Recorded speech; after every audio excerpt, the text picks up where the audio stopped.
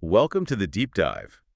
Today, we're trying to cut through some of the noise around belly fat. Yeah, there's so much out there, right? Ads, quick fixes. Exactly. You see all these things promising targeted results. But, what actually works? We've been digging into a specific plan, one focused heavily on strength training. Hmm. And our mission, really, is to pull out the key strategies from this source for reducing overall body fat, which includes that belly area, and give you a clear, actionable approach. And the first big thing, honestly, is tackling that myth of spot reduction. Our source was pretty clear on this. Oh, yeah.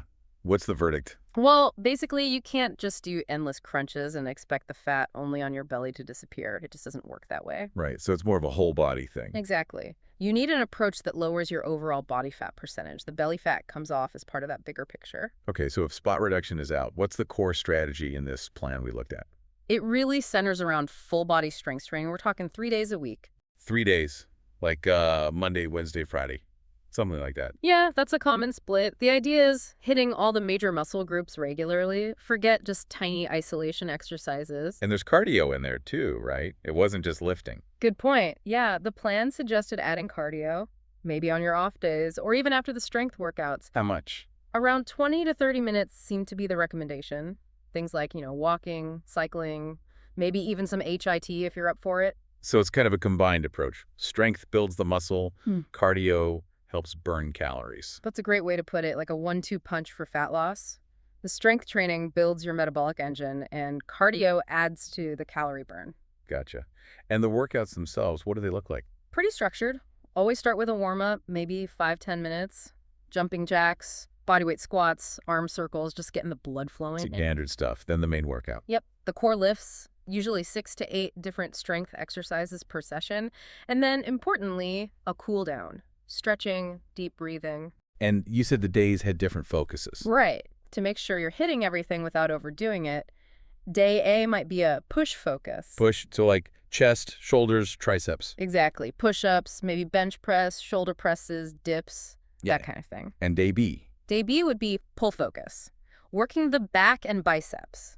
Think rows, pull-ups if you can, bicep curls, lat pull-downs, maybe some deadlifts too. Deadlifts, interesting. And day C. Day C was focused on legs and the full core. Squats, lunges, Romanian deadlifts for hamstrings, glute bridges, plus core work like planks or crunches. So it's comprehensive.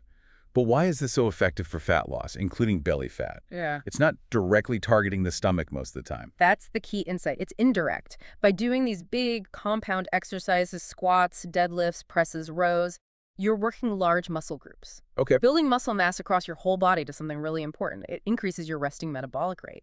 So you burn more calories even when you're not working out. Precisely. Muscle is more metabolically active than fat. So the more muscle you have, the more calories your body naturally burns 24/7. That helps create the deficit needed for fat loss everywhere. That makes sense. It's not just about the calories burned during the workout. Right. But, and this is crucial, exercise alone isn't usually enough. Nutrition is like half the battle, maybe more. Yeah, the source definitely emphasized that. You can't out-train a bad diet, as they say. Totally. The big thing is needing to be in a slight calorie deficit, consistently consuming just a bit less energy than your body burns. And protein seems really important in the plan. Huge. Aiming for a good amount of protein, maybe 1.2 to 2 grams per kilogram of body weight, was suggested. Why so much protein? Well, it helps you feel full, which makes managing that calorie deficit easier. Plus, it's essential for repairing and building muscle after those strength workouts. Okay, deficit protein. What else on the food front? Staying hydrated, drinking plenty of water, and maybe obviously limiting processed sugars and refined carbs. Those can really stall progress. Right, empty calories and blood sugar spikes. Exactly. And there's one more piece often overlooked. Let me guess. Sleep. You got it. Sleep. Getting a solid 7 to 9 hours per night is vital. It's not just about feeling tired, is it? Not at all. Sleep deprivation messes with hormones that control appetite and metabolism, like ghrelin and leptin. It can actually make your body want to store more fat, particularly around the midsection. Wow. So it really is a whole system. Exercise, food, sleep. They all connect. Think of it like a three-legged stool. Yeah. If one leg's short, the whole thing is unstable. You need all three working together. Okay, so let's boil it down. If someone listening wants the key takeaways for tackling belly fat effectively, what are they? Number one, Forget spot reduction. It's a myth. Yeah. Focus on reducing overall body fat. Right. Number 2, prioritize full body strength training, maybe 3 times a week, hitting those big muscle groups. Combine it with some regular cardio. Okay. Number 3, nutrition is non-negotiable. Aim for a slight calorie deficit, get plenty of protein, drink water, and cut back on the sugary processed stuff. Makes sense. And finally, number 4, don't skimp on sleep. Aim for that 7 to 9 hour sweet spot. And consistency is the thread tying it all together, yeah. Absolutely. This isn't about a 2-week blitz. It's about building sustainable habits in training, eating, and sleeping over the long haul. That's where you see real lasting change. So maybe a final thought for everyone listening. Yeah, maybe think about this.